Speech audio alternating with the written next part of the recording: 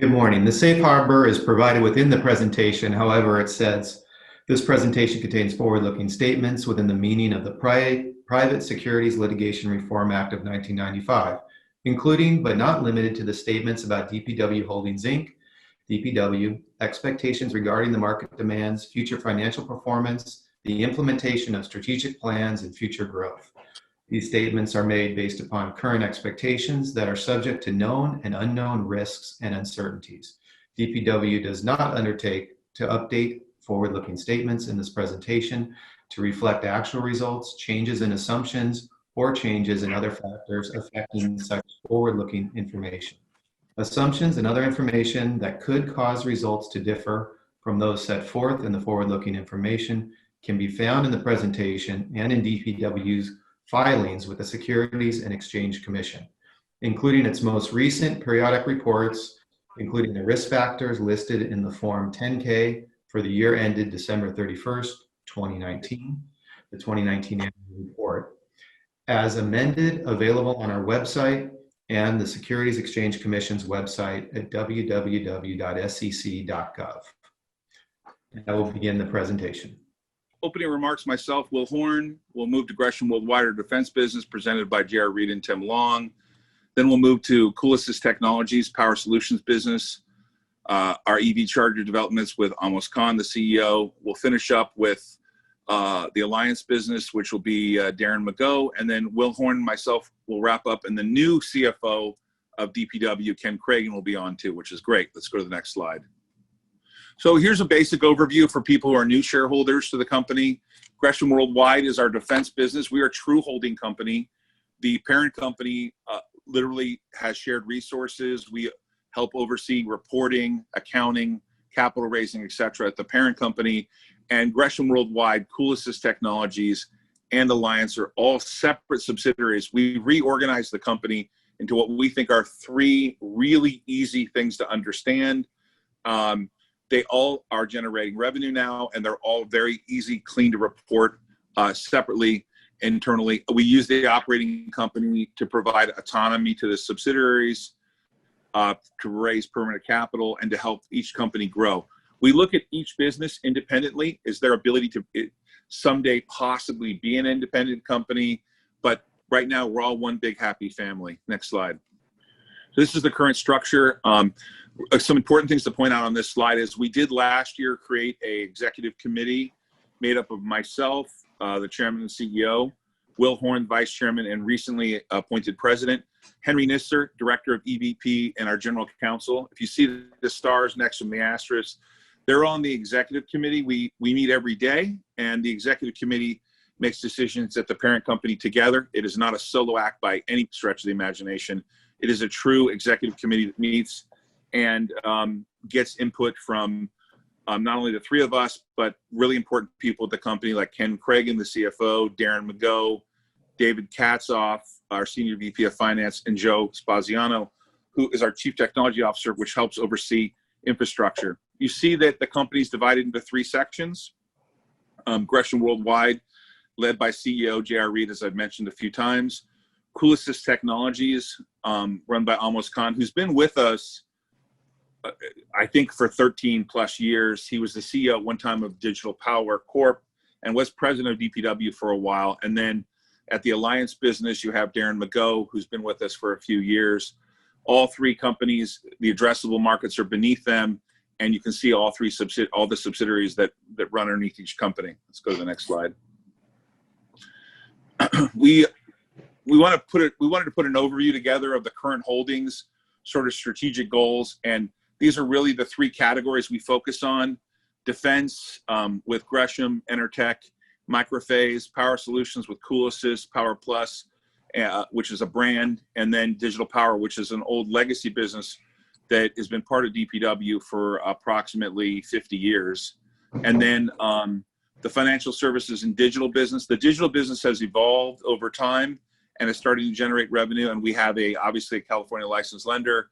We have an e-commerce marketplace, which is just getting started. It's been around for a year, but finally taking on clients. And then we run a digital learning strategy here. Let's go to the next slide. So, Will, I'm going to have you comment on some legacy issues regarding the MTX contract real quick. I think this is an important thing for people to know because we've had this contract for a while, and it's a big holding of the company. We're a direct shareholder. We're also a lender. Will, could you comment real quickly on the status of MTIX? Sure. So I think everybody knows that we announced this contract several years ago where we entered into an agreement to produce a total of 25 machines. We are effectively 95% complete on the first machine. We've got another machine that's about between 50 and 60% complete, if I recall. And we ended up, over the last year, really, as we struggled to deal with some of our internal issues and our financing, COVID obviously delayed things. Production was delayed. We've been dealing with really 4 or 5 large subcontractors. They're the contractors that produce things like the fabric handling unit, the optics, the laser, fairly large components.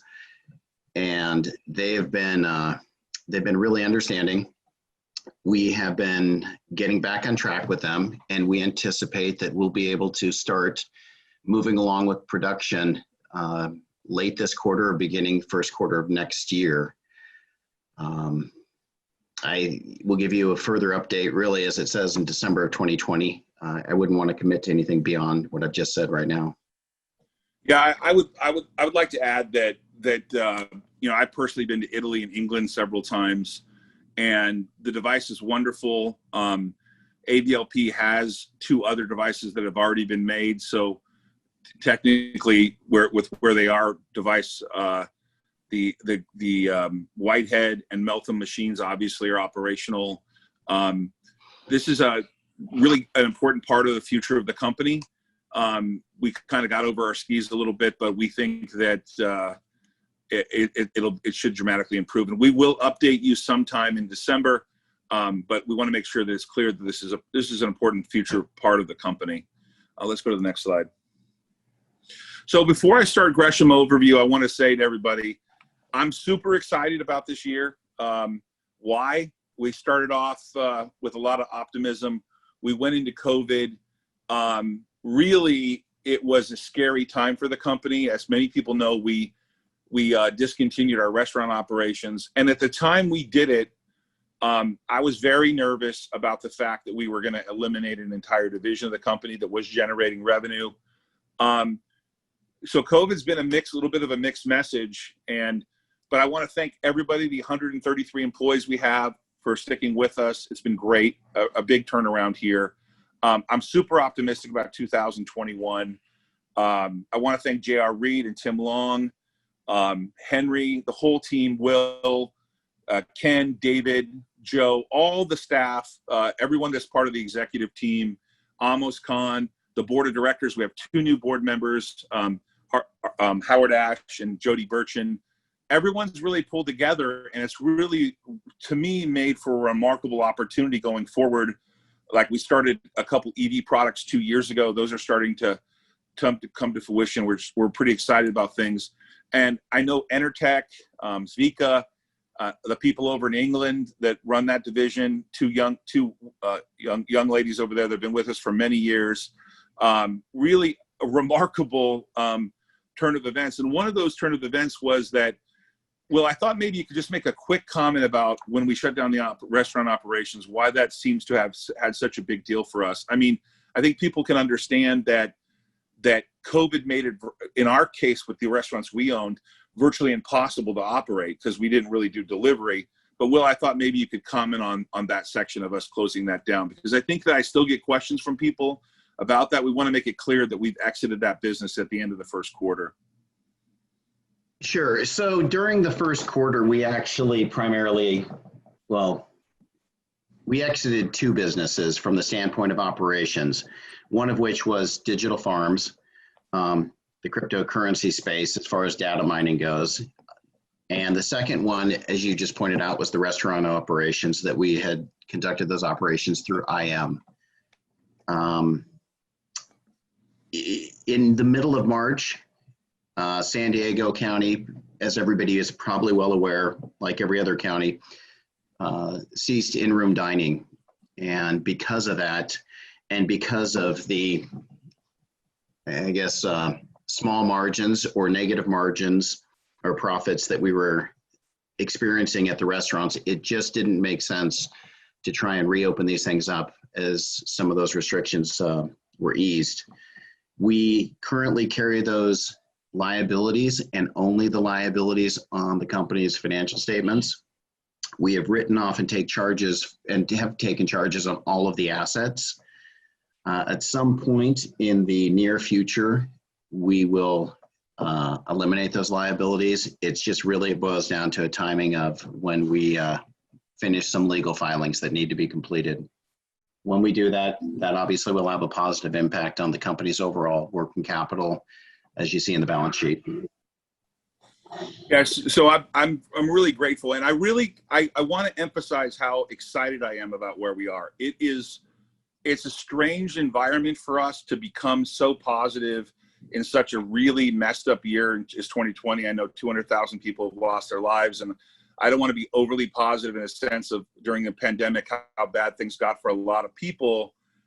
But one of the people we're going to bring on next, J.R. Reed and Tim Long, I want to just give you a visual of what happened to me and the company and MICROPHASE in 2020.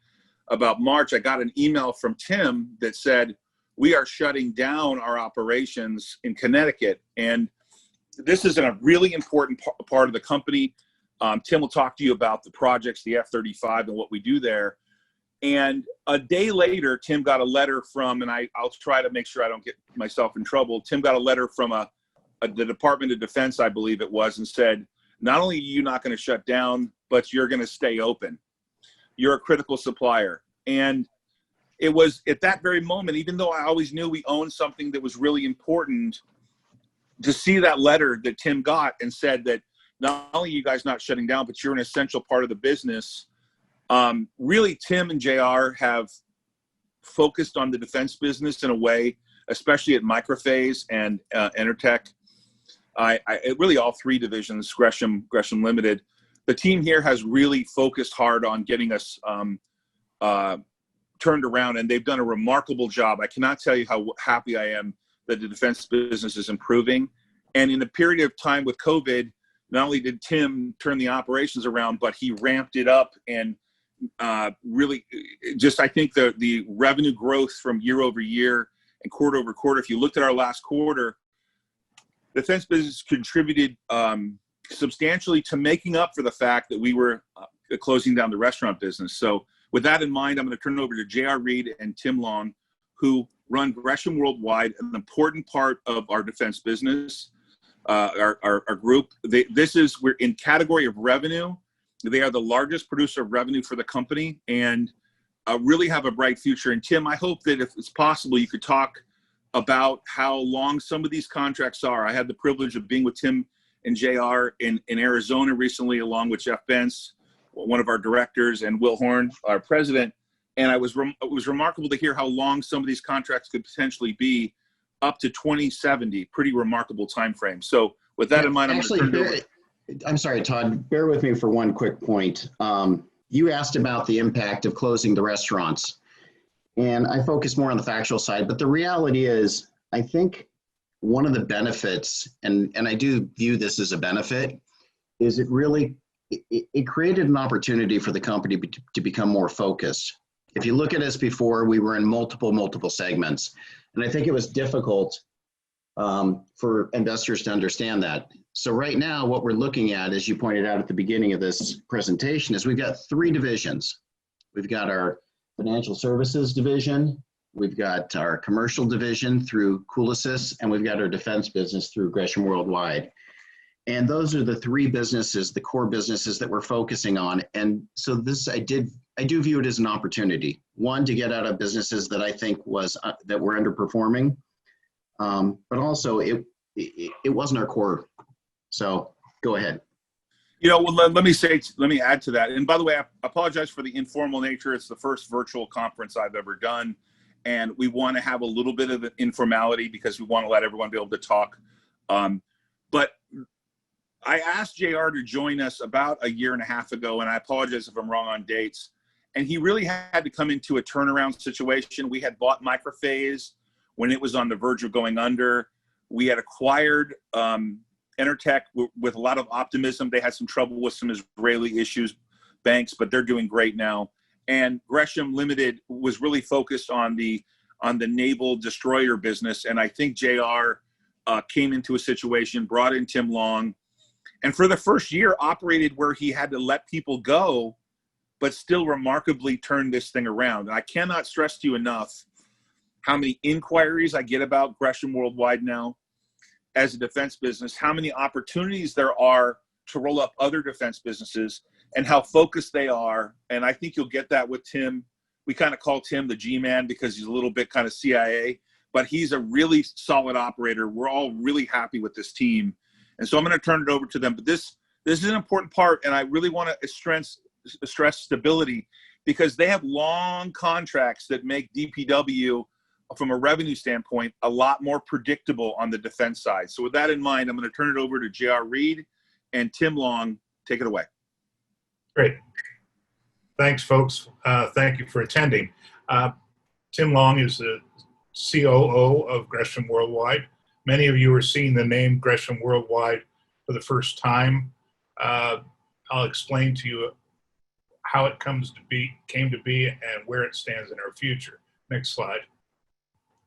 We've basically taken three companies, as Todd has mentioned, the MICROPHASE, ENERTEC, and our Gresham Limited, and melded them into one cohesive group. All of our companies are at least 35 years old or older. All of them share some general attributes. They have blue chip customers. They all have significant backlogs, which we'll cover a bit down the road. And they all emphasize value-added services and design services. The reason that we selected and pulled together these three is because it gives us a global footprint and presence, giving us a head office in Phoenix, an office in Washington, D.C., operations center in Connecticut for North America, Salisbury, UK for Europe, and Carmiel, Israel for Israel and the Middle East. Next. We offer bespoke technology solutions. We develop solutions for the requirements of our various customers. I'll let Tim talk about exactly how we do these technology solutions and why it's so important and so specialized. That puts us in a unique position where many of our contracts are totally sole source contracts, where we're the only people who can and will make some of these very key components for our defense customers around the world. Tim?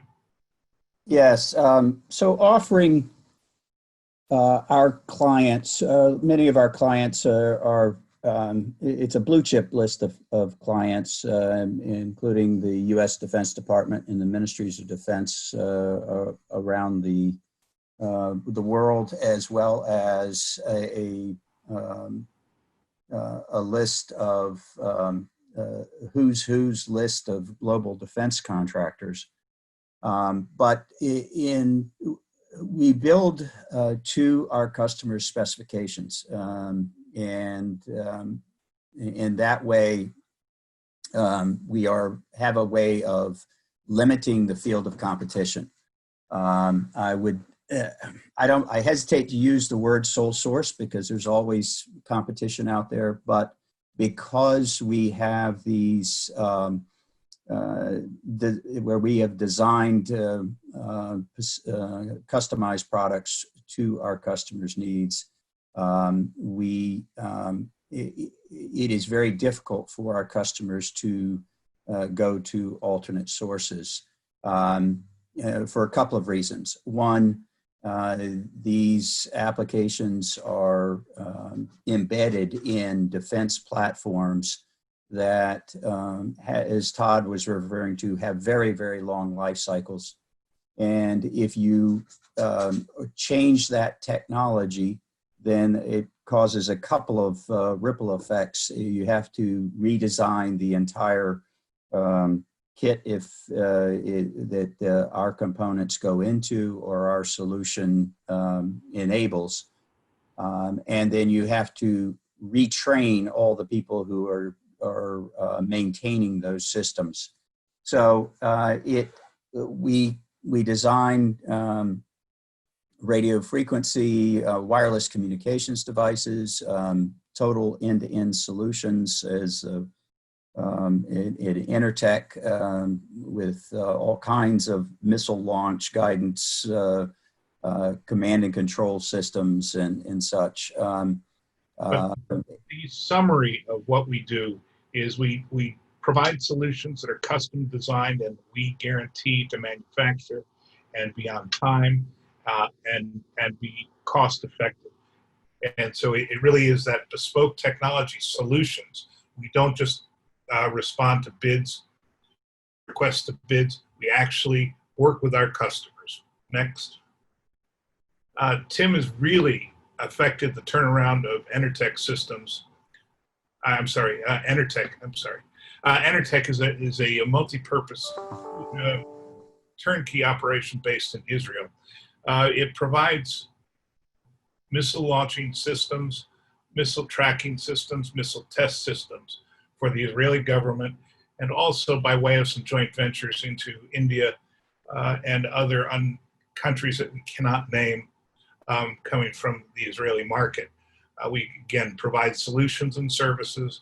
We do full rack missile testing systems and command and control systems. We also do power supply, which is something you'll see throughout our presentation.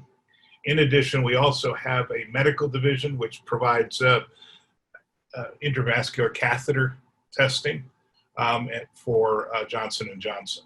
Next. Hey, JR, can you hear me okay? Yeah. When I went to Israel to visit ENERTEC, I know that was in development, and I know that there was a contract earlier this year. I thought maybe could you touch a little bit more on the importance of that? I don't think people realize that Bioset is part of J&J.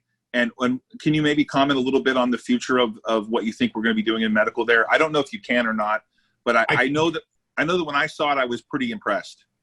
Yeah, we currently provide a catheter system that tests the alignment and sets them up prior to use. These systems are used in hospitals with the Johnson & Johnson Biosense system. We are actually, this week, we've rolled out our start plan on our phase 2 second generation system with a view towards providing Johnson & Johnson and Biosense as well as other customers this really key technology that allows catheters to be used effectively and accurately around the world. So we see that, and we'll come to it in another slide, but we see this as a really big part of our business that doesn't move that far from defense. We're defending people's hearts and arteries. Nice stretch, JR. Good job. So yeah, it's a big part of it. I'll let Tim talk about MICROPHASE, as he's affected amazing turnaround there. When we came in, I'll tell you that we had to tell Todd and Will that you got about a week before we are obligated to shut the doors. Now it's just thriving, growing, and we're looking down the barrel of a great fourth quarter and a fantastic year next year with MICROPHASE. Tim? Okay, yeah. When we came into MICROPHASE, we, in doing our due diligence, we saw the value in the company and in a significant backlog of orders that had definite due dates associated with them and dollars associated with those orders. And a great core of production workers who had stuck with the company through some very dark times. DPW came in, invested some capital that we requested to enable the company to buy parts and materials and let those people do what they do. They worked down that backlog, turned the company around from a significant loss to a significant gain, about a $2 million turnaround in gain in a single year. So, paid down accounts payable, things are current there. We've rebuilt that backlog as we've restored customer confidence in the company's ability to deliver. And we've got additional multi-million-dollar orders coming in this quarter. So it's a great story, and then the potential for growth going forward is, again, we are embedded with clients who have requirements going out for 15, 20, in some instances 50 years. So we've been fortunate enough to be involved with the F-35 program, and that program just continues to grow and grow with the U.S. Defense Department, as well as the militaries of countries all around the world. But we've involved in programs like the Patriot missile program, the B-1 bomber, the F-15, F-16, and the opportunities there at MICROPHASE. As Todd said, we made the decision to shut down. We got a memo from the Defense Department 2 hours later, and I had everybody back at work that Monday. No, we didn't miss a beat. And that's one of the great things about this business as well, is that we are somewhat insulated from the pandemic. In times of turmoil, defense budgets tend to grow. In this administration, of course, the U.S. Defense Department budget has grown significantly, but that's the case around the world with our customers. MICROPHASE is doing well and has a great future. Next. GRESHAM Power is a company based in Salisbury, England, and it provides defense contract power systems for all naval applications. We currently provide product to the Royal Navy, as well as 9 other countries throughout Europe. GRESHAM has been around, I think, how long? 63 years. And we've taken on the GRESHAM logo because of its great heritage, because it really extends a power position for us. And we felt that it was a really good banner to be running under on a go-forward basis. We do submarines, surface fleets, and helicopter starters and the like. So it's a strong small business that we expect to grow into a large business. Next slide. This is the structure under DPW. The 3 are wholly owned subsidiaries. Next, of GRESHAM Worldwide. Next, we've created a new brand with GRESHAM, and it's lived up to its reputation already. We have, through Tim and all the systems that we put in place, we have a total 0 COVID impact in terms of people becoming ill. We have a strong separation of work positions and working from home, and combining all of the systems that take into account family situations and the like. We've been lion-like in producing systems to make sure that we stood up and operated. All 3 of our companies are in some of the worst hotspots for COVID: Connecticut, New York, the UK, which is currently shut down almost completely, and Israel, which is completely shut down. But we're still operating. We're driving numbers stronger than last year, pre-COVID. I'm proud of them. The brand consolidation under Gresham Worldwide is going to give us a strong feel, a strong name, and a unity. All of our teams are very much behind it. We're going to retain the individual sub-brands as necessary for security clearances, safety certificates, and the like. We will be launching a new social media program, which will push the companies forward. Now, part of the lion-like tenor of the company is that we've gone back to basic blocking and tackling. Tim and I came in and we understood what we had to do was just good old-fashioned management, blocking, tackling, reaching out to our customers, talking to our customers, reaching out to our employees, building solidarity within the organization, getting salespeople on board, and really pushing for growth, pulling ourselves out of the woe is me status and pushing us into the world is ours. And so everybody's embracing the Gresham Worldwide logo, and it's going to be something I think you'll see becoming internationally recognized. Next, one of the great things about the company, we have a backlog. We have a huge backlog of approximately $42 million. We have plenty of work to do. Part of our difficulties has been finding the right people to get it done and to make sure that it gets done on time, no returns, no customer complaints. We've seen that turnaround affected to the point where we're getting inundated with orders, and we're going to see a really strong fourth quarter as well as 2021 in terms of orders increasing and expanding. 42 million is a good platform for us to work off of, and I think that you'll see growth in Gresham itself, and MICROPHASE is on track, and ENERTEC is on track for these growth orders. Some of these orders are really quite exciting and can't be talked about, but for instance, the ENERTEC growth is coming in a new missile system that's being done in conjunction with the U.S. and U.S. manufacturers, U.S.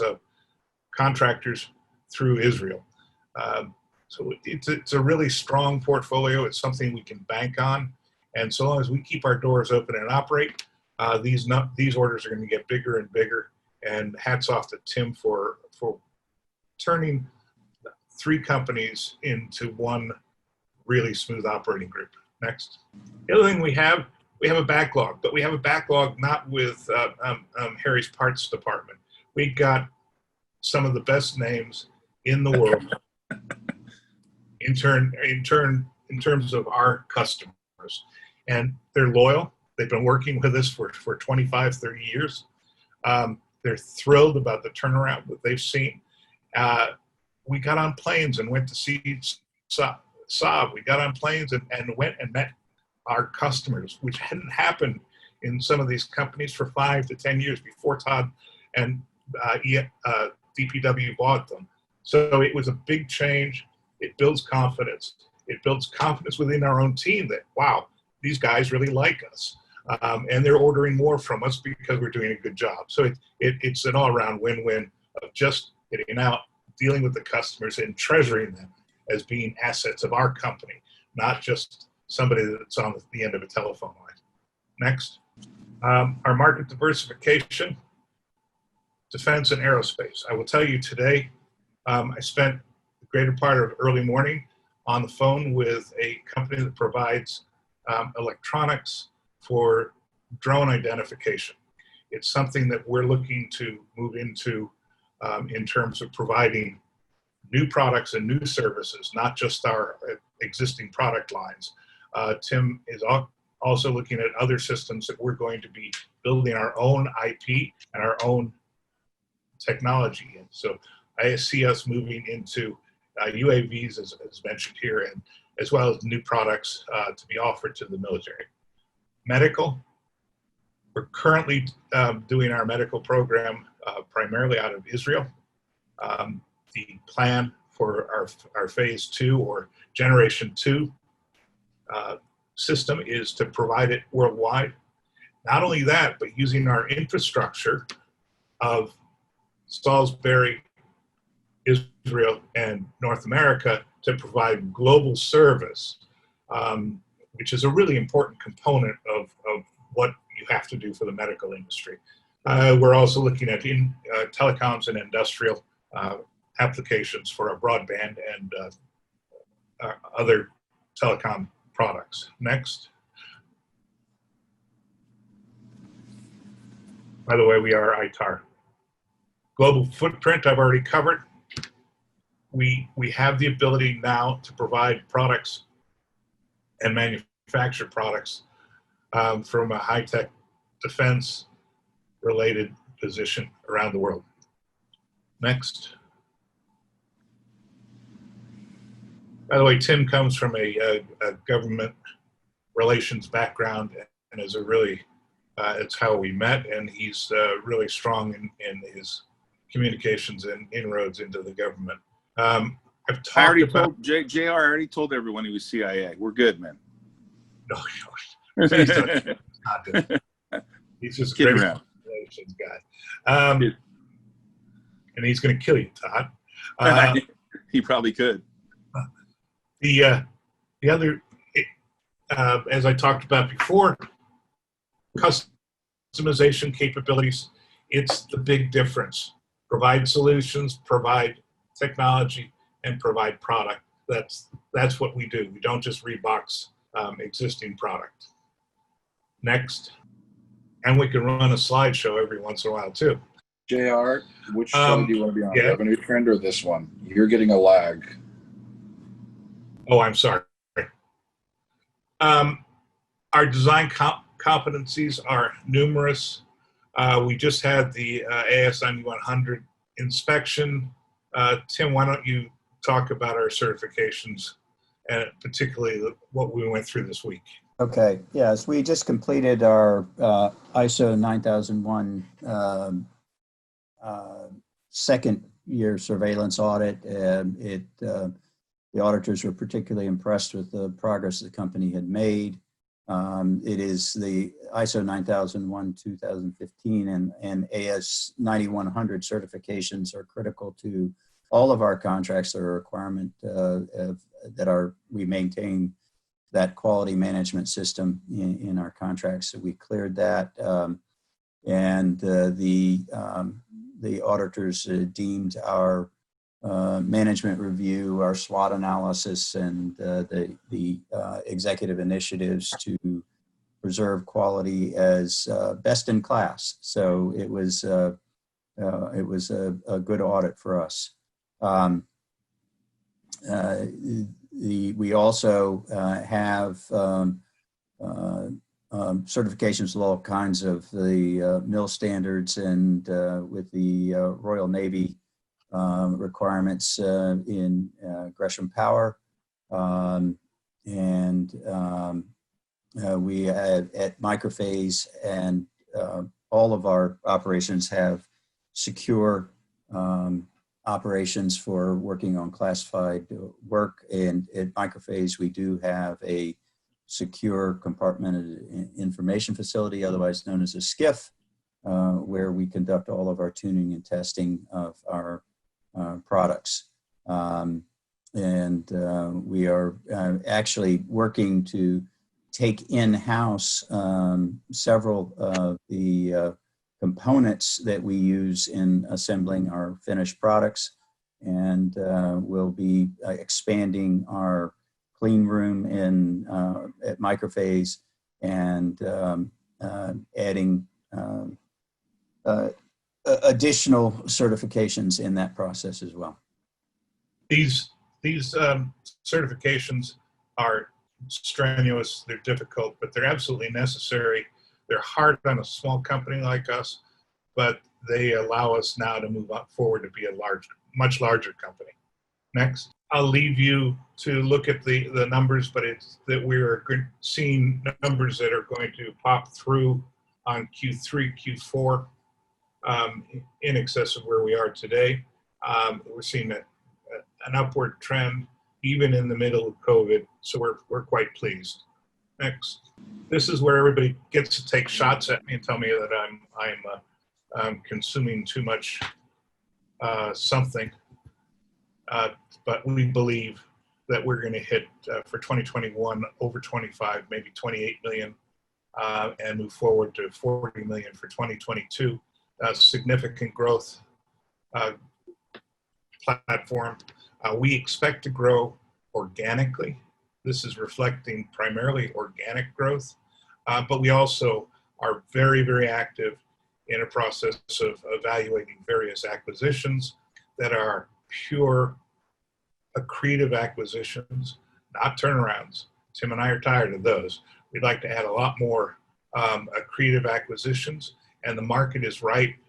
We're being approached on a continuous basis for companies that would like to become part of us in a variety of different ways. Next. Hey, JR, I think that's important for everyone to reemphasize that JR's team is not looking to make any acquisitions in the turnaround space anymore. And they're very active in looking at smaller defense businesses that can be accretive in these three categories. And so I'm very optimistic with what they're doing there on the accretive side. We made a really strategic decision, and I think JR and Tim got a little exhausted with having so many turnarounds right away. But I think we're seeing really good opportunities there. And I think that that's something that JR and the team are doing great there. And we expect to realize perhaps even some in 2020, but certainly going forward, I'd like to see some parallel growth between organic and acquisitive, but accretive acquisitions going forward. Tim, I'd like you to talk a bit about the defense project, the defense growth.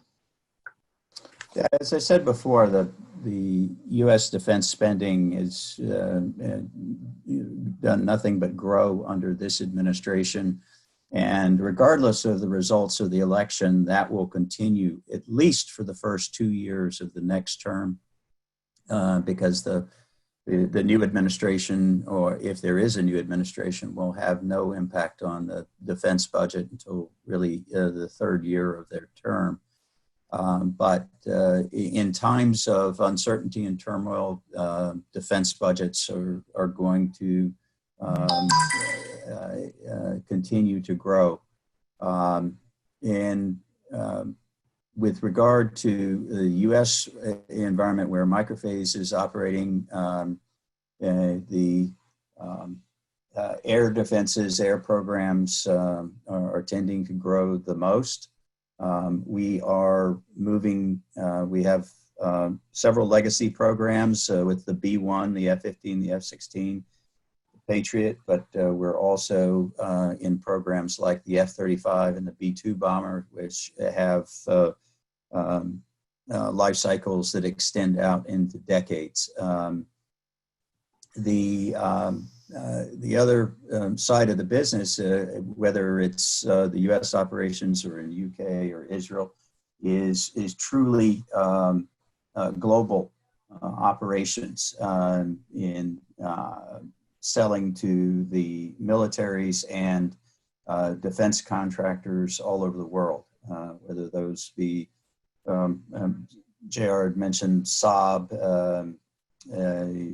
Indra in Spain, Aselsan in Turkey, and we're selling into the militaries and the ministries of defense in Commonwealth countries for GRESHAM Power and into the Middle East. Really the only impact that the pandemic is having in terms of our growth is just limiting our ability to go out and meet with people in person. But all of these programs are growing and expected to continue to grow at a very healthy rate over the next 5 years, and driving organic growth for us and making acquisitions that much more attractive. And how about this I never thought I'd live to see it.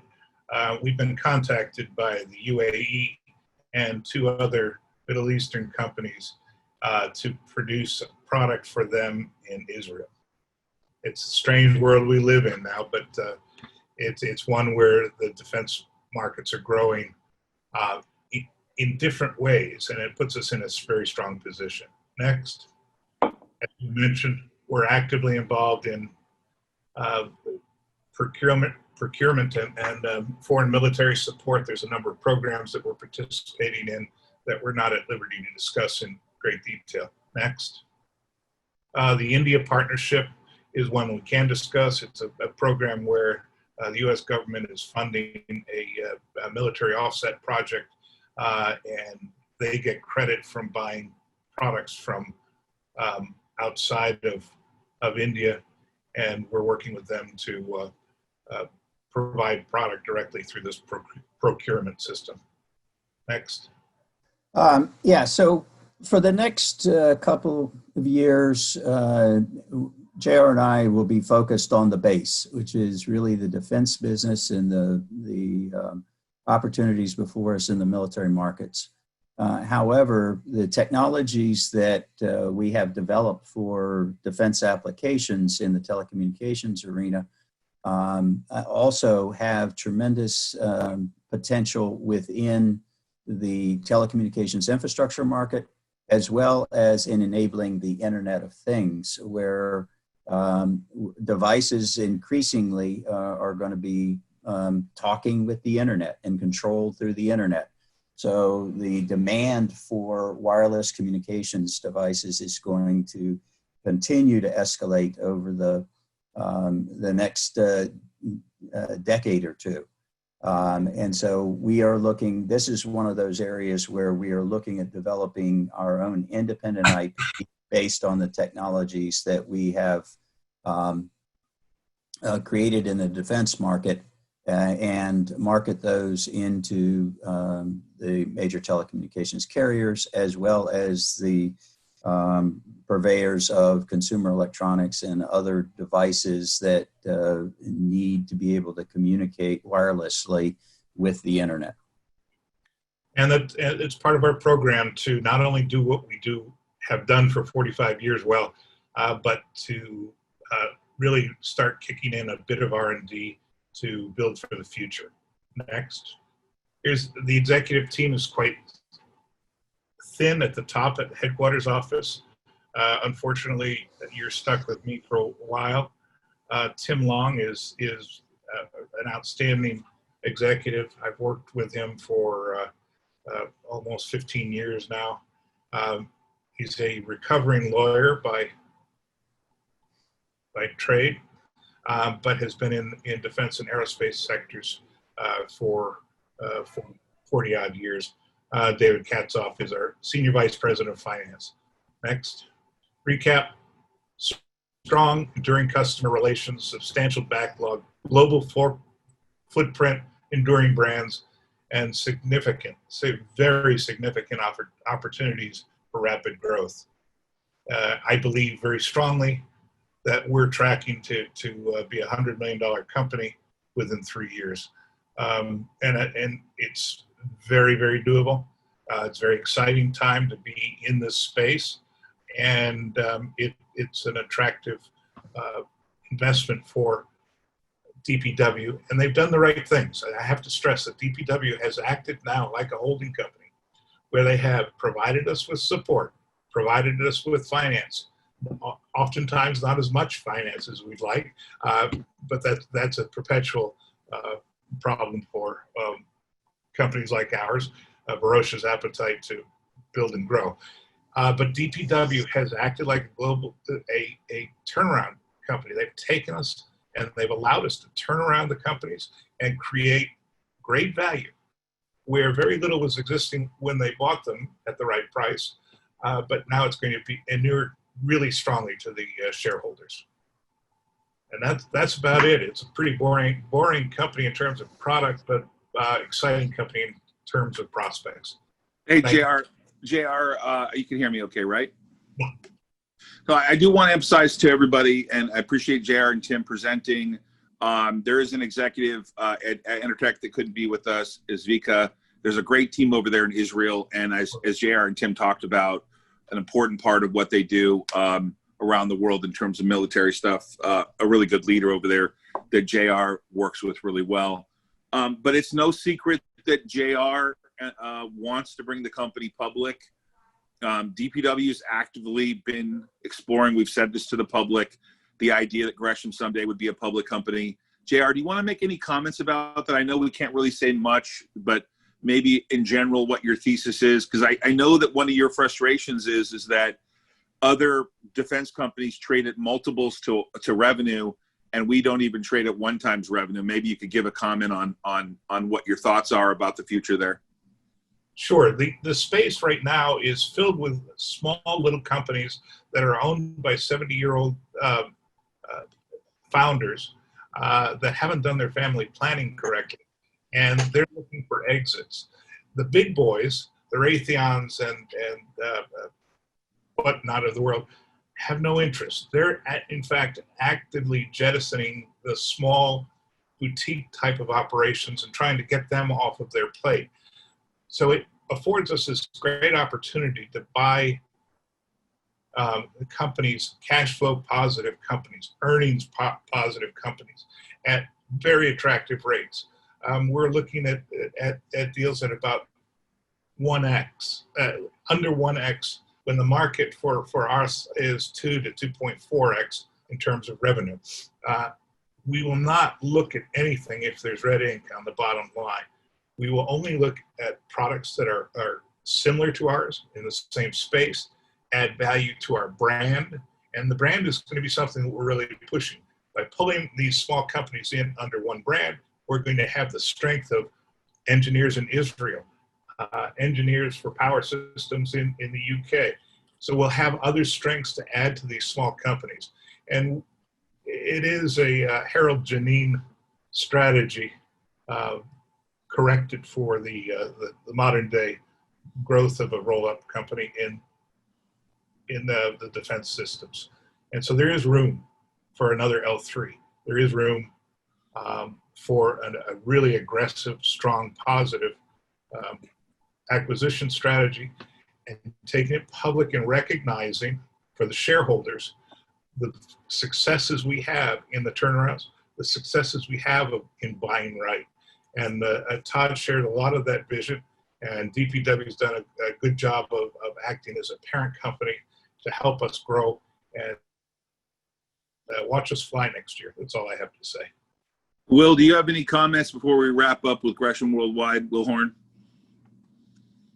No, I think JR and Tim did a fantastic job. I think the only thing I would reiterate is when JR makes the comment about where he sees the business in 3 years, he's referring to simply Gresham Worldwide, not DPW Holdings on a consolidated basis, which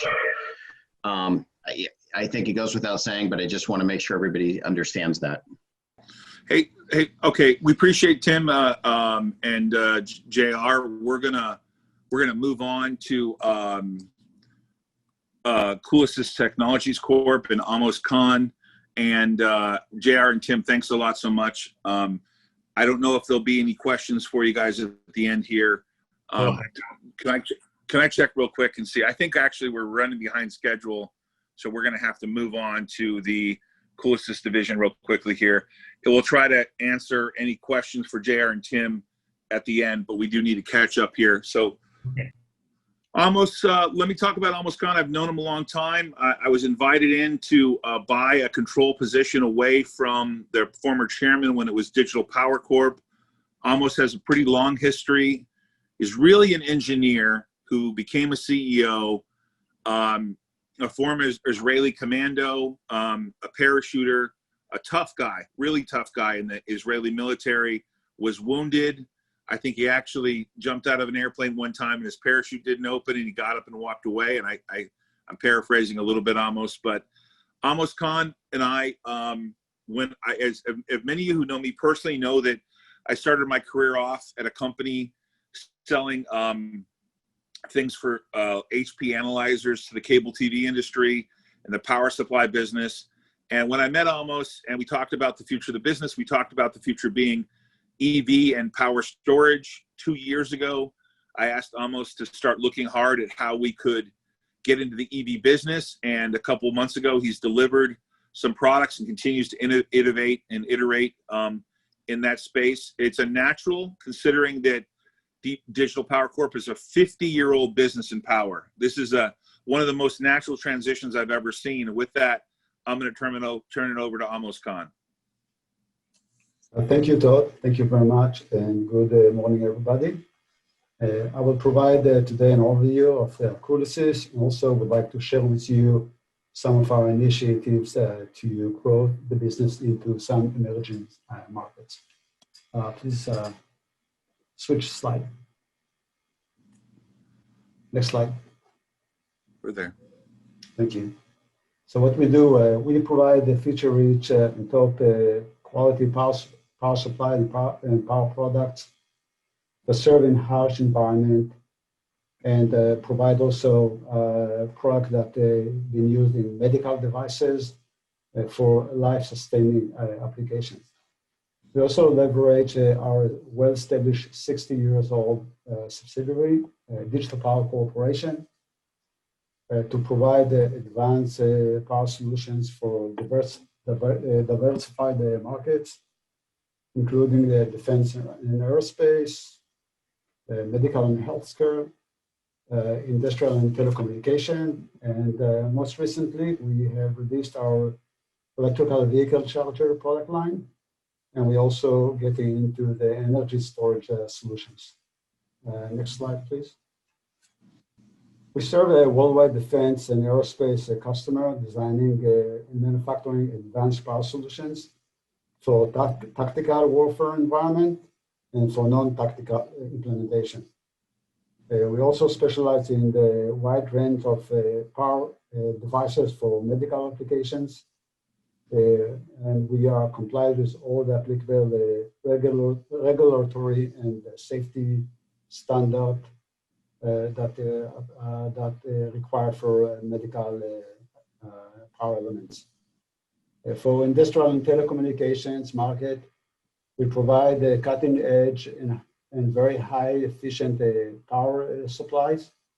We use advanced engineering topologies for our power management, and we are achieving the highest density in our product line.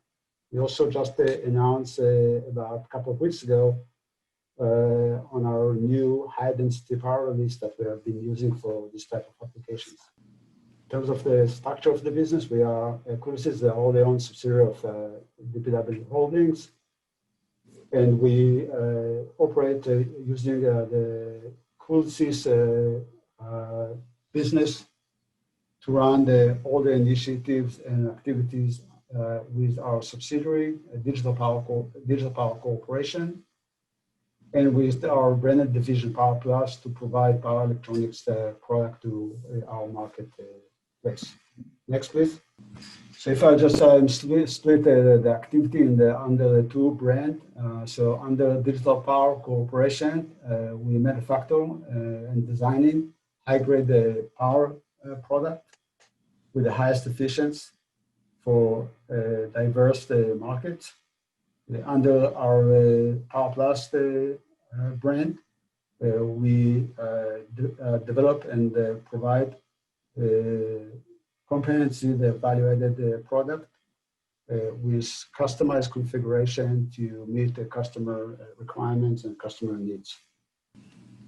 Here's some example of the product line that we developing and manufacturing under the Digital Power subsidiary.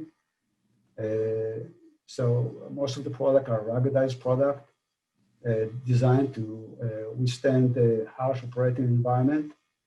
We are a full service company. We design and manufacture custom and standard product, and we use many, and our product are used in many different applications. Some examples of product that you can see on the right-hand side is the gyro stabilizer, airborne power supply, high energy laser source, broadband power supply, storage systems, and also you can see our on the bottom, on the right bottom, our new electrical vehicle charger. Next slide. Through our branded division Power Plus, we provide a wide range of customized value-added power solutions. And some examples are on on the right-hand side, such as the high power multiple output power system, laboratory configurable power supply, scalable and redundant power switcher, and some others. Next. This is some of the certificates that we comply with. You've seen some of this of those in the previous presentation, but for our medical and healthcare product, we obtained all the relevant medical and safety certificates. And we are operate according to some FDA requirements. For industrial and telecommunication product, we obtained all the applicable safety certificates for electrical and electronic equipment. And for our defense product line, we comply with the relevant mil spec requirements, including electronic interference, electronic compatibilities. Also provide a product that could be operating in non-pressurized, high altitude environment. Some of the product has to pass shock and vibration test, so it can be operating in harsh environment. The facilities are all obtained all the quality management system, and we have all the necessary certificates for operating, manufacturing product for our diversified markets. We also maintained our international traffic and arms regulation, the ITAR certificate, that allow us to participate in defense-related programs. Next. Hey, Amos, I thought it would be important at this point, because I know you just put up the same ITAR thing, maybe to explain to everybody that you do operate completely separate from the GRESHAM Worldwide Defense business. So could you give them a little bit of an outliner of how you operate completely separate them, that you're a separate subsidiary, and maybe even though you are in some defense areas, how you are not overlapping? Because I think that when we show this to people and they say defense and medical and telecom, they don't realize we own two completely separate businesses with some of the same customers, but different projects. Could you kind of outline that for them maybe in a couple minutes? Yeah, and actually it will be addressed in the next slide or so. But our defense business, and you can see this in this slide, it is about 18% of our total revenue, generate about 18% of our total revenue. It's a separate business to what GRESHAM Worldwide is doing. And it's mainly focused on providing power solutions for defense, different defense application. And I'll show this in the next few slides. We have a very strong relationship with a major defense OEM and some of the military and the government branches. And we sell power solutions totally separate to what GRESHAM Worldwide is doing. And again, it's mainly we're participating in the power business. So we provide this power switchers, power converters. Most of the product are customized. We provide a power distribution system to highly classified special forces vehicles and some other programs. I will address this later in the next few slides. So I already said that our defense and aerospace generate about 18% of our revenue. In the medical and healthcare, we provide customized power solutions that goes into different applications. Those are operating under all the safety requirements for either patient contact product or non-patient contact product. And that is very important to understand. There is a big difference between a power product that goes and operating electrical bed, engine and control in bed, in the hospital bed, or a product that goes into a surgical instrument that goes into your body for procedure. Both need power, and we will providing the power that is required for those type of applications. And so we are very,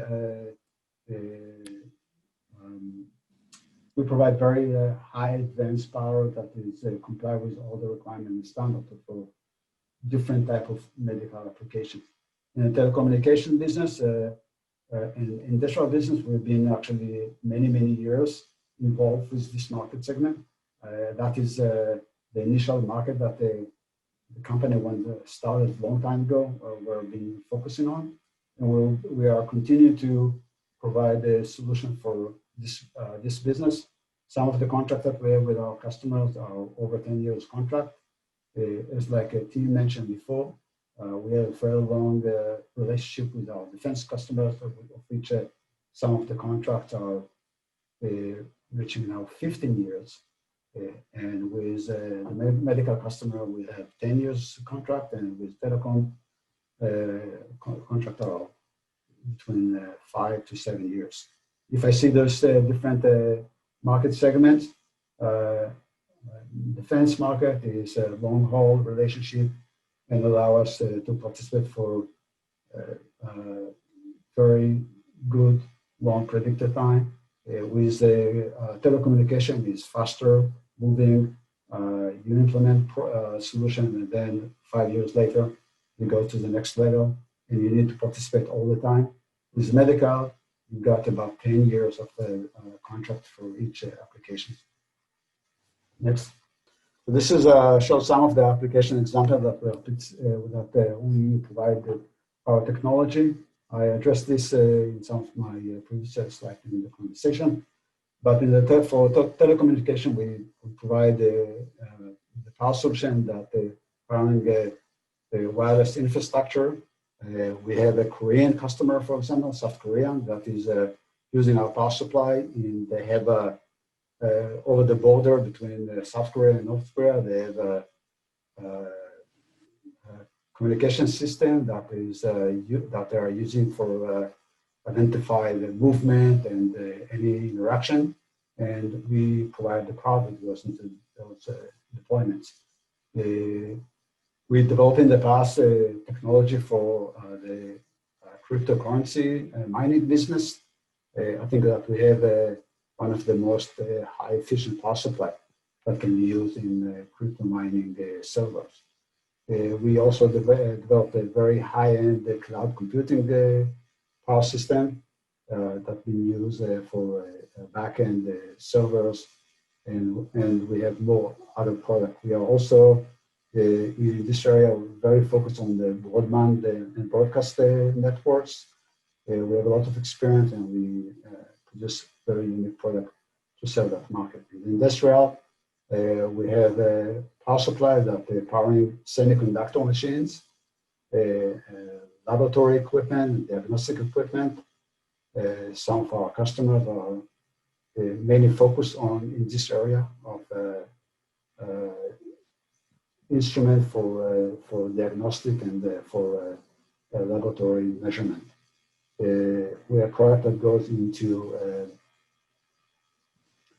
oil drills infrastructure, and we provide the control and solution for the large packaging equipment, very large printers, all using our products. In the defense and aerospace, we discussed this previously. We have a classified and unclassified power solution that has been used. Many are all customized to those specific applications that we are being involved with. We provide a gyro positioning and navigation system that many use for artillery system or precise artillery system.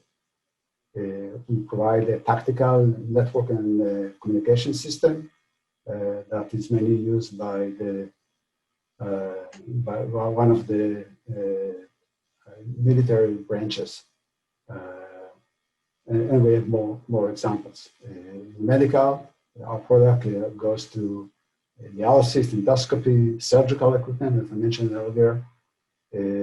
Also, oxygen concentrator is using our power supply. We are developing a product that will be powering ventilators, and we are continuing to provide more solution and more product that serving this market segment. Next slide, please. Yeah, as you can see, some of the icons are similar to the icon that have shown by GRESHAM Worldwide. So we show some of the customer different applications, probably different segment of those companies. But the relationship with those companies are very long time relationships. Most of the solutions that we provide are customized solution and focusing on the power business. We're also leveraging the U.S. government Foreign Military Financing Program, or FMF program, that help some country to purchase the defense equipment from the U.S. And we do have a relationship with overseas defense OEM that buy our product, leveraging this budget. This is also something that they mentioned in JR presentation, and I think that there is a place for cooperation internally. Next slide. This is representing a list of our commercial customer, and exclude our medical and healthcare customers, industrial and telecommunication customers. Some of our commercial customers, such as you can see below, Flex, Jabil, Plexus, so serving major electronic companies. For example, if we see Cisco here in one of the icons here. Cisco buy product directly from us, but most of the product actually is being manufactured by Plexus. So Plexus will be all the product that will go to Cisco, and we have some other cross examples. Next slide.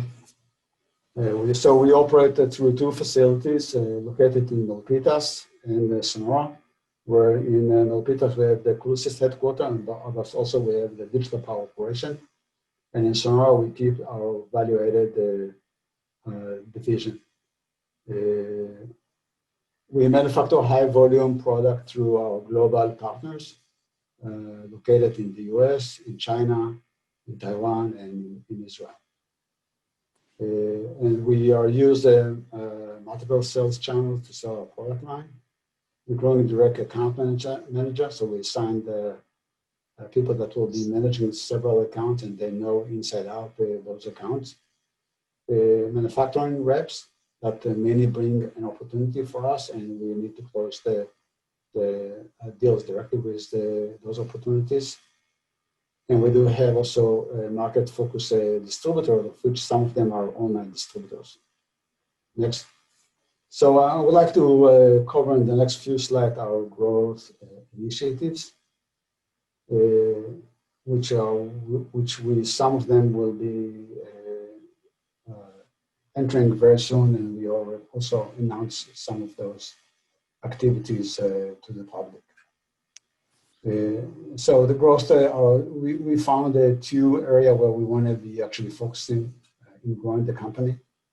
One is the electrical vehicle chargers segment, and the second one is an energy storage system. For both segments, we have developed for the last few years, I think, great product, and those products will be available to sell very soon to the market. Please go ahead. Next. Hey, Amos. Yeah. Hey, Amos.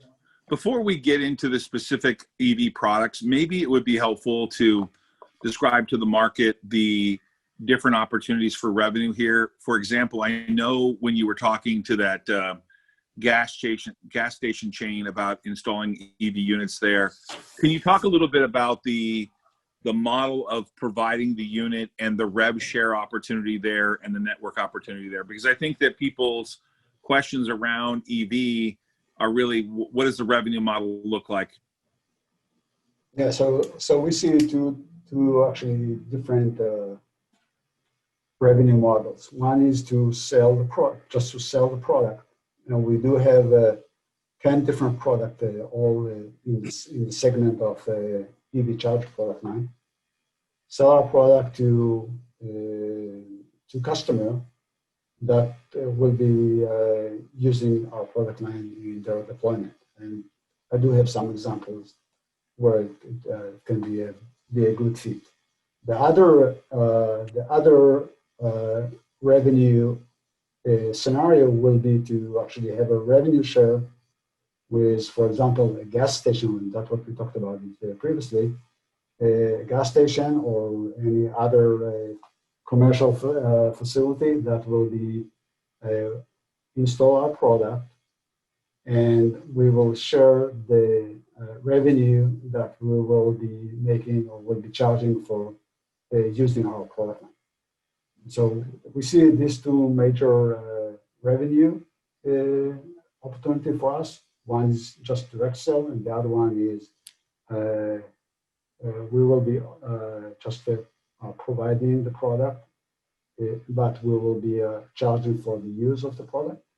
And there is another element that is not here, of which we also provide the component that goes into the charger. We are specialized in power, obviously. That's how we all started. So we have the power rectifiers models that goes into the charger.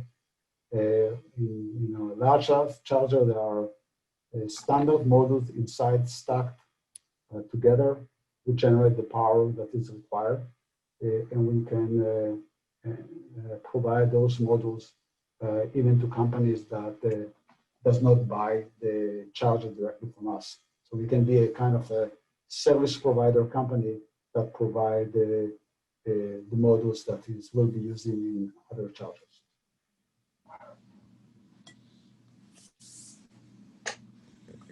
So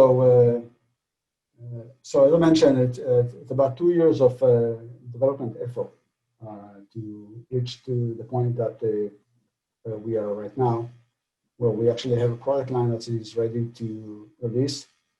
Not all of the product are available yet. We continue to develop more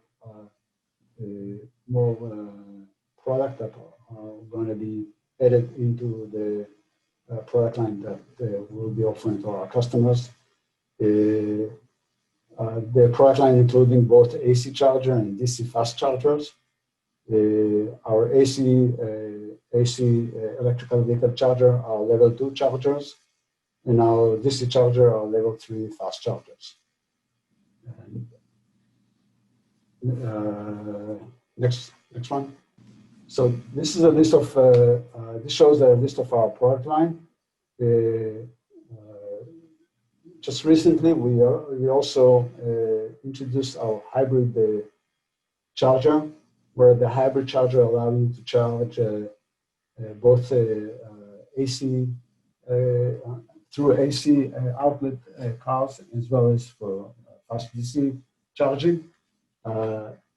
And I think that is unique because this is allow any type of car to be actually use our chargers. It can be either through the J1772 interface or CHAdeMO or CCS interface. So that is it's very unique. But you can see that there is a wide array different charger types with 1, 2, or 4 plugs, and also we introduced in our rectifier that it can be used inside any charger. Our target market is split to commercial and private market. Where for residential, we are providing the level 2 AC chargers, and for commercial market, we provide level 2 AC charger as well as level 3 DC fast charging. Our charger product can be used in different applications and different deployment. It can be used in a private garage, for example, driveway, also in multi-dwelling residential facility. At work, our charger can be used in the office building parking facility, for an example. Hey, Amos, I thought it would be important to talk to everybody about the government facilities, the electrification of regional and community governments in terms of what they're doing for electrification. I know that I don't know how well you're willing to disclose what's going on there on the commercial applications, but maybe you could give people an idea of the model. And I'm preferably speaking about the very large charging units that charge commercial applications like buses and just effectively city governments. Maybe you could talk about that a little bit, because I think that people want to understand how big the market potential is for deployment for us. They already know people like ChargePoint are out there, but I think we need to really kind of outline for them how big of an opportunity this is for you. Yeah, so e-buses and e-car or e-truck, let's say, it's a huge opportunity for us. And that's why we were focusing initially on the very large charger and then scaled down to smaller chargers. Because we see the transitioning to, especially in the municipal services, for moving out to clean transportation. And so we believe that that will be, for us, a very huge market. And we are, our product has been designed to actually provide the energy that's required to fast charge large vehicles and not just private cars. That's why, if you can see in our product line, we are mainly focusing on the DC fast charging, but also when you look into our AC chargers, the AC charger are high power AC chargers. We are have a numerous conversation right now to use our charger with some public transportation, which I'm not in the point to discuss right now, but we definitely see this as a huge opportunity for us. So I think that I want to emphasize that again, though. I know that you're in discussions with large commercial applications for charging, but I mean, how big of a market segment do you think that is for Coolisys? I know we're not predicting what size of revenue we will have, but in terms of how big you think the space is for commercial applications, especially for city and state governments, how big of an opportunity do you think this is? I would say just with a very conservative approach, I would say at least $100 million a year in the near future. Right. It's a big opportunity. Okay, continue on. I'm sorry about that. Yeah, that's fine. So just continue with this slide.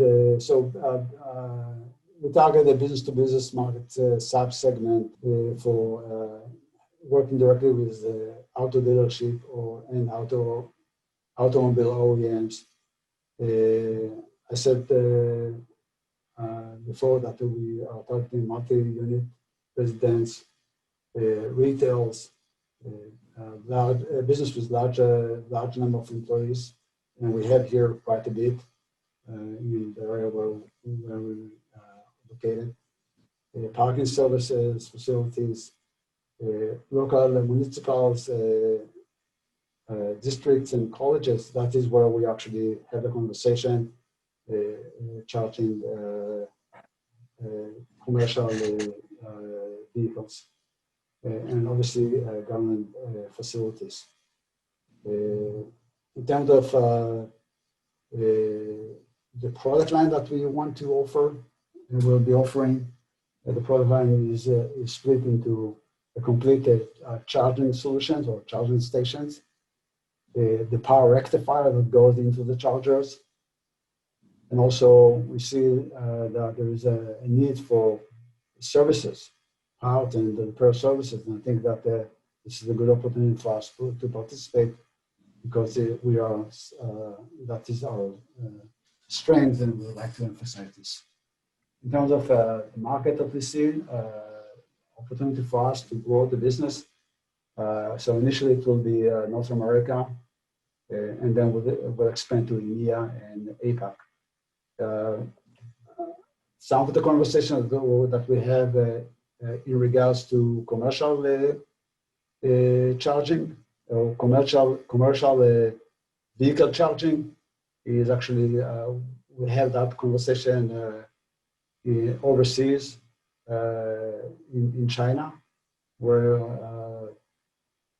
there is a mandated government bill to actually move to all electrical vehicle for public transportation in the next few years. So we will going to provide all the different plugs, charging plugs option, and also the communication, relevant communication. And so in our charger, we provide the North American standard, the J1772 for electrical vehicle. This is mainly been used in level 1 and level 2. Again, we are focusing on the level 2, but that is available. This plug also with an adapter can charge the Tesla car. The CHAdeMO is being used for many Nissan manufacturing cars, such as Honda, Nissan, Mitsubishi, Toyota, and some others. And that will be available in our DC fast charger. And obviously, we will be also providing the combined charging system, CCS, that can be used for either AC or DC charging, and car manufacturing that many using those interface of Ford and General Motors, BMW, German companies, Volkswagen, Audi, Volvo, and some others. Our charging plugs are available. Any mix of the charging plug is available from our chargers. So, for example, the charger with a two charging plug, we provide the option either to use the CCS 2 plugs or the combined CHAdeMO and CCS. With our hybrid charger, where we provide AC and DC charging services, we will provide the J1772 for the AC charging, and for the DC charging, any type of charging interface based on our customer needs, or based on what we see that is the best suit for the deployment that we're going to use the charger. So this slide just a more educational slide. Just explain the difference between the difference between the levels, charging level, and the benefit for using each one. So level 1 it's give you very short mileage of driving per 1 hour charge, and it's mainly used by private customer or residential charging overnight. And usually, the car dealership provide this charger bundle with the car, so we don't really see that give us a huge advantage to sell this type of product. However, level 2 already you can use that for commercial deployment and for residential deployment. So there are companies that provide fleet charging services for multiple cars. It's a higher power and allow you to charge multiple cars from a single charger, or fast charging from a single charging interface. And obviously the DC, fast DC charger that we provide, we can charge car in about 30 minutes for almost a full charge capacity that allow a driver to drive about 150 miles distance per 30 minutes drive. Obviously, it's depend on the driving behavior, road conditions, and also the type of the car and the capacity of the battery. Coolisys Energy Storage System, or ESS, is actually our second initiative to grow the business. We just announced these initiatives and product solution that we are going to offer to our customer most recently, today. So our energy system contains three major elements. It includes a hybrid inverter to support a wide range of deployment scenarios. We provide a battery pack for energy storage and data logger with a web-based monitoring for system and controls. So there are three system elements.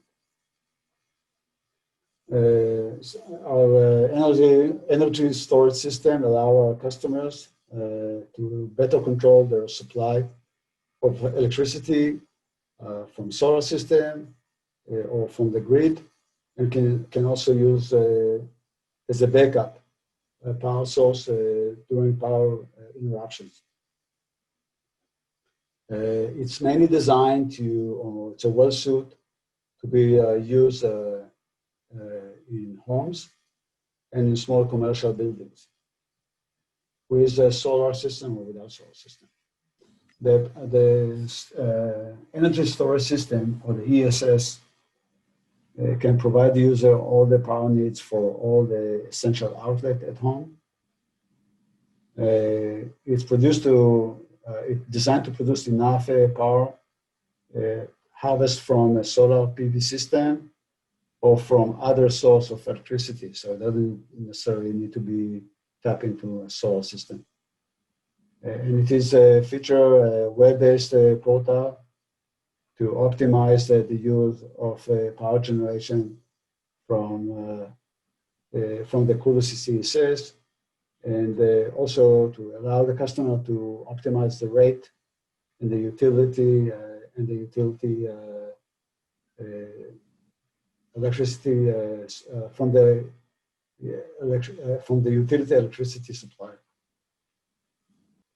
The benefit that we see with our ESS system is to allow a continuous use during the utility outage and interruption. And this is something that's come very often right now, either here in California because of all the wildfires, and because of the climate change. We see this more in the Mideast. And so that really a good solution for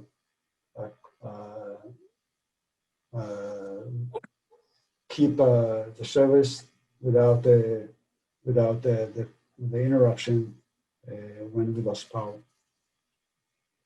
It also optimized the use of renewable energy and energy generation, and it allow additional reduction in the utility bills for the customer. And when I'm saying additional reduction in utility bills, is where a homeowner has a PV system installed, and he can program the system to be optimized and when to use it and when to actually provide the services and power to the grid company. We can the product itself or the system can be coupling with either legacy solar. Hey, Amos, I apologize. We're way over time. Unlike last year where we had an 8-hour conference, we're virtual and we've got to move on. Okay. Both Gresham and yourself were long, but they're important parts of the company. So let's move on to financial projections. Okay.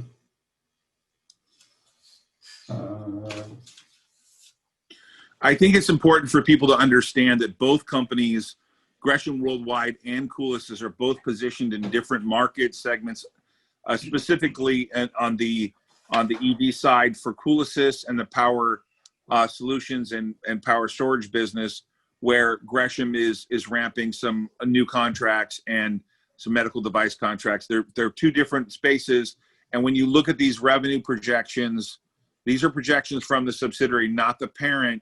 They would, of course, consolidate. I'll let Will talk about this, but almost if you could go through this really quickly so we can move on to the next presenter.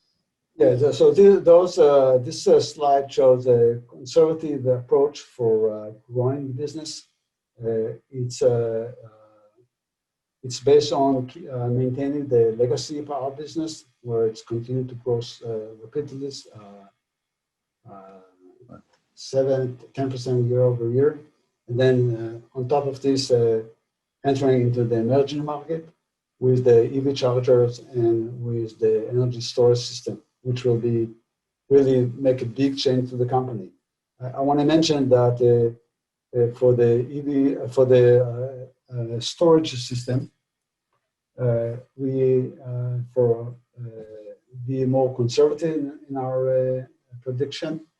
We start the revenue in 2020, generating revenue in 2020, and push this 1 year into the future, just to not to be over optimistic. But we will be, I believe that we'll be able to generate revenue during this coming year already from the energy storage system. So actually the slide going to be looks differently in reality, which probably revenue will be higher. Also, you can see that the profit is significantly high, and that's going to be make a big change. So if you look into just the graph, the green line, it goes from this year that we almost break even to about 600 to 700,000 next year, over $4 million in 2020, and over $7 million in 2023. And that again, that is we took a conservative approach when we developed the model. Almost, we have to move on. I apologize. Let's go to the next slide. So, just in summary, we provide outstanding technology for power supply and power products. We emphasize on full custom design and value-added solutions. Our product is very high reliable and comply with all applicable safety standards. We expand to emerging market, which is going to be changed the company significantly. And we leverage our 60 years old worldwide leader in power, in power business, digital power, to develop product and to provide the advanced power solution to our markets segments. So almost, let's talk about things that DPW needs to do for Coolisys Technologies. As everyone knows, Amos is an engineer, and he's a very good engineer. He's made some great products. We recently brought on a consultant in the EV space out of Nevada. I know he's on the call. He has brought us opportunities for HOA, for new construction projects. He's brought us opportunities for in the electrical vehicle charging market for basically what you can call commercial semi opportunities. He's been bringing us partnerships that we've been looking at and evaluating. And so I don't want there to be a secret here. Coolisys is a small company relative to the length of time it's been around. Almost does good with a very small team. We are going to need to expand the sales force around EV. One great thing we have is Jonathan Reed, was effectively one of the fathers and founders of the EV space in his earlier predecessor companies. And we have a lot of knowledge base here to draw from. I've asked Jonathan to help with his legacy knowledge here. We are going to have to build out a sales force. We are going to need partnerships here. You're going to see a lot of activity around the EV space for us because we need to support it. You don't just get to say you have an EV charger and it works. The business model has to be proven out. I think Amos has done a good job working on the engineering side. We have to work hard on the sales side, providing him additional sales force and opportunities, draw off the knowledge of people like JR, who originally installed thousands of units. There's a great global demand here. We can't predict how much of that global demand we're going to get, but we do have people that are very interested. My phone has rung off the hook in the EV space. I've, of course, pushed those to Amos. But just last night, Amos and I had a call about the Salesforce side of it. And Amos, I think you would agree that the biggest hindrance here is going to be making sure that we get the right partnerships and we get the right Salesforce. Did I say that correctly? This is true. I think that the technology is proven, but we need to introduce this right into the market. Now obviously, what I'm doing here is giving a forward-looking statement, but I believe this is going to be a big space for us. I'm completely convinced, and so is, I believe, Will and the team, that electrification of vehicles is here to stay. We want to be part of that. It's a natural evolution for Coolisys to be in the EV space and the energy storage space. They've been at it for a long time. We've got to take all that engineering Amos has and all of his knowledge base and all of his connections and monetize that. In the coming months ahead, we'll be announcing partnerships we think will help us. But it's a work in progress. It's a very big space for us. And with that in mind, Amos, why don't you say goodbye to everyone? We're going to move on to the last but not least company in the group. Todd, I just want to add one thing, that Amos is a great guy for this. He really has his arms around it, and it's going to be a great success. I appreciate that, JR. I don't think people realize, if they don't know, that what you did in the EV space, and I think that it's great that you're willing to help us. I think Amos, I don't know if people understand, Amos has a global footprint in where he manufactures around the world. So it may not just be a U.S. operation by far. I think he really loves to tinker and engineer, and we have to help Amos push sales in a way that's allows the company to grow dramatically. And whether it's a revenue share model or a direct sales model, there's no question with electrification, we're going to be part of that. And we appreciate it, JR. Amos, do you want to say anything, parting words before we hang up? No, just thank you for your time, and we really look forward to expand this business. Thank you, Amos. Last but not least, we're going to move on to what we call Ault Alliance. And of course, many of you know my last name is Ault. When I bought the company, control of it in 2016, the end of 16, it was always contemplated that I was going to build a holding company out of it. And this is kind of one of the first steps. We clearly delineate the two other businesses run by separate teams. We do share support, obviously. JR and Amos have worked together for the last year on and off. And so with that in mind, we're going to go through Ault Alliance. We're going to make it very quick because we're way over time. But Darren McGough is the CEO of Ault Alliance. Darren, I've known for a long time, 30 years, I think, close. We actually went to college together towards the end of our college years, and I trust him immensely. So Darren, why don't you take over the first few slides here? Thank you, Todd. Thank you, JR and Amos. I'm sitting here looking at Amos's presentation, and I'm just thankful we have someone as detailed as him to keep track of all these different chargers, especially in EV. I know most of us struggle with which charger goes with which cell phone. So it's good to have him spearheading that, as well as JR and Tim. I know have done a lot of work creating relationships that are now ready to get gasoline poured on, and it'll be a successful and fun couple of years. I say that's a position Ault Alliance, and we're the third leg in that stool under DPW's holding company model. I think you guys have seen names change and evolve, and I hope that demonstrates our focus on trying to make leverage efficiencies really, and make these companies work autonomously, yet when there's opportunities to work together, we take advantage of that. So when I talk about Ault Alliance, we're really a group of people that are empowered by digital. So we have a talented team, and it really is an alliance in the sense that it's a union that's been put together for the mutual benefit of the operating businesses and the investments that we oversee. And so we'll go through those investments, and I know we're long on time here. So I'm going to keep this short, 10 to 15 minutes. But we are leveraging a group of people that have experience and have been around and operated in each of these companies. And so we're leveraging their expertise and we're focusing them in on near-term opportunities, near term. And I want to say that they were very focused on revenue. So the key is leverage digital and focus on revenue. I'm going to revisit those points as we go through these slides. So you can see that we have a fintech lending division, and we'll go into details on that on the next slide. We have online education and training. We have an e-commerce marketplace and platform, and then there's a number of investments that we're involved in that many of the folks on this call are familiar with. So let's go to the next slide and talk about the lending division.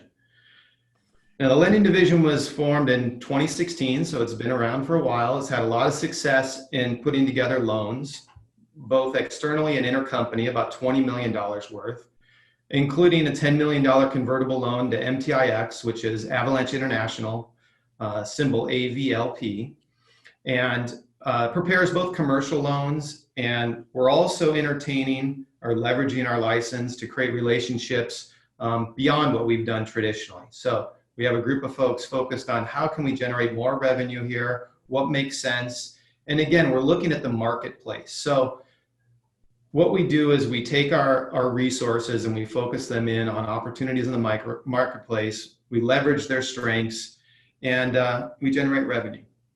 Let's go to the next slide. I should say it's very rare to have the fintech license, so it's a great opportunity for us to stand out against competition as well. I would say, Darren, one of the things we should add to that is that license is really a development of future partnerships too, and so we are looking at hard in terms of the fintech space of partnering with other mortgage companies because we have a lot of lead generation there.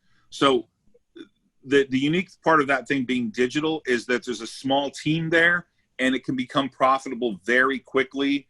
And because we're an all digital platform, the overhead is obviously controlled in a big way. So we have a lot of hedge funds and other lenders that we partnership for direct lending opportunities. We are awaiting the state to approve a brokerage license for us there. So we have some things we have to work on there, but the experiments we've had to sell to lending to public companies has worked out really, really well. And so I can emphasize that in 2000, sort of here and beyond, we expect the lender to continue to contribute profits over time. That's something we're pretty excited about. Sorry about that, Darren. That's right. No, there's great market opportunities, Todd. Thanks for emphasizing that. And then part of what the team's been doing over the last, 24 months, really, as I mentioned here in the bullet point, is create content. So we have a strong group that's familiar with how to create content, and now we're leveraging that ability for online education and training. And because of COVID, there's been a shift to that in a dramatic way. And there also is a tendency for those that are post-college or post-education, traditional education, to go back to online training, online courses to further their career, better understand how to grow their business, how to take their companies public. And so we're putting the team focused around different offerings, and we expect some revenue growth in Q4 and beyond, especially with education and training. So we're going to look for that to ramp up in 2021, especially.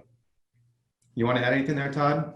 I would say that the great part about this business is we were already working on it pre-COVID. It is now something that we're accelerating. We have developed, I think, a few thousand. I mean, I don't know. Joe's sitting next to me, so let me ask the question: how many hours do you think we've developed of content so far? It's a couple thousand. A couple thousand. So I think the monetization path there, which people don't know about, the sort of secret that we have at DPW through the Alliance business, is that that's really high margin revenue for us. It's reoccurring, it's evergreen. And for example, YouTube, those checks will only grow over time.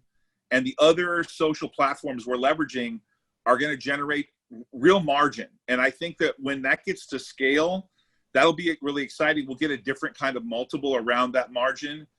We expect this to be a very big growth category for us in the fourth quarter and beyond. COVID has just emphasized this. We've all went digital, our whole entire team. Like Ken's been working from home. JR's had to work from home. but it's really worked for us. And it's a strange digital impact that I just did not expect to have happen for us. So I'm super excited that we're well positioned here. I think that will be really incremental revenue. One of our goals, and I want to emphasize this is just a goal, but we want this business to cover our entire corporate overhead. We're hoping in a couple years, we can generate enough revenue here and enough margin where our entire holding company revenue is covered and we cover all of our overhead there. And then ultimately the other subsidiaries we have are where we ramp our profit. But this is something that I'm pretty excited about. We're behind the scenes here. We're doing it, but we already have thousands of hours of content and it's growing. I think we have grown in subscribers and other things by the thousands, and we don't have anything to report yet, but when we do, it'll be substantial. It really is one of those things where you do the work and then you reap the benefits. And that is sort of the spirit. I mentioned revenue, but these are high revenue opportunities. So when they do come together, there's typically multiple sources of revenue that are generated. And then they're high margin revenue. So let's move to the next slide where that's further emphasized. You know, it's funny, Darren, I was thinking earlier about what I would say about this. And with that one of our partners through TikTok, I never thought that TikTok would be something that would become so important to what we're doing here. But some of our I guess we'd call them some of the talent on our network coming from TikTok, we ultimately think is the TikTok platform, as long as it survives, will ultimately end up helping drive some of that e-commerce revenue. And it's an interesting dynamic happening with all that's going on. So it really is. And you know, we're a small team, so we're forced to work smarter and leverage people that have experience in a space like TikTok to drive traffic, or Instagram. And so we're doing that whenever possible. E-commerce, because of the change in retail, especially this year, is such a great opportunity. Again, high margin. We leverage channel partners, so people that have contacts with luxury brands, and we bring those to our network, which we've already created. And so some people might say, you know, how do you shift into an e-commerce business, especially fashion business? But, you know, as you mentioned, we've known each other for 30 years and the team's been around for a long time and has had exposure in a number of different areas with our investments, building platforms, even with our investment within MTIX. You get involved with the fashion industry, we make contacts. And so we're leveraging those opportunities to, again, work smarter. And this business, people need to know, is live right now. Even though it's powered by Shopify, and that truly ultimately we think will end up being a partnership with them because they'll run the back end like they do for Kylie Jenner and others. You didn't drone on too long, Jerry. You did great, buddy. Anyways, sorry, a little informal. This platform is up and live. We expect to have about 1,000 SKUs by the end of October. And we already know we have those 1,000 SKUs, so I can really say we'll have about 1,000 SKUs by the end of October. We don't do the delivery here. We do not handle the fulfillment. It is not the traditional drop shipping operation that people think. This is a partnership relationship where someone comes on. We've only taken on one channel partner because we want to grow carefully, I think Darren would say. So manage that growth, right? Yeah, manage that growth. But this is a great business for us because we started on it 1.5 years ago, and it just went live recently. And we think that this is going to add a lot of potential revenue, a lot of margin. We operate really as a technology margin where we provide the platform for sellers, especially sellers that don't necessarily want to be on Amazon and give up so much control. But this is a story to be told for the future. Yeah, and if you look at the marketplace, it's overwhelming. $525 billion market. And at first you might think, okay, so there's a lot of opportunity, but there really is a way to do it correctly to make your footprint in this space. And so we're taking our time to do it right, to engage with the right partners, to market correctly and leverage some tools that we believe we have more experience than others in, specifically social media and influencer promotions. And so we'll report more throughout Q4 and into the new year. Let's move to the next slide, please. That's a sleeper. This business is a sleeper. I predict it's a sleeper for the business. People aren't paying attention to it. I think this is something that's a sleeper for DPW. and ends up being a great investment long-term. That's my prediction. Great. And the last category is an area we focus a lot, and we're proud of the investments we've made over the years. Some categories that are, again, leading edge categories with biotech and Alzheimer's neuro, and encourage you to read as much as you can about that. There's some near-term opportunities developing there that we'll report on. We get into sandstone investments within the healthcare space. Material science, MTIX is looking for, as Will mentioned at the beginning of the conference, is positioned to really take off with the right funding. And so we're working to direct funding around their efforts, as well as real estate. You know, we've gotten involved with the 456 Lux Hotel. They built a really good foundation there, and it's starting to emerge in that city. It takes a lot of work. They had to cut through a lot of red tape, but we're going to see that investment come together as they move towards finishing up the hotel at the end of, I believe, end of 2021, early 2022, because of the delay. I think the problem there, Darren, is people think hotels and COVID's pretty bad, and it is. But we think once this is over and there's a vaccine, the ones that survive will thrive. This will open up sometime in 22, and we'll be on the back end of this whole COVID mess, and hopefully the hotel will benefit. It is a beautiful hotel. Yeah, and really that's the beauty of DPW Holdings, is the diversification and the way we are able to position ourselves to respond to changes. Let's move to the last slide in the interest of time and talk a little bit about real estate here. I'm jumping to the second bullet point because, to Todd's point, there are some areas that have been impacted. You heard us mention the data center when we were working with Digital Farms, and commercial real estate has taken a hit when you look at office space, but we've seen a dramatic increase in the need for warehouse space because of the online e-commerce space and 5G and the need for access to power. So we are still pursuing very actively, and we might be able to announce something soon regarding a data center with access to a large power. So don't think that's gone away. You know, it's like fashion. Todd mentioned he's excited about the revenue that he sees developing there and growing. I hinted to the fact that lending is going to stretch beyond what we've done in the past traditionally and reach out to referral services and more consumer focused.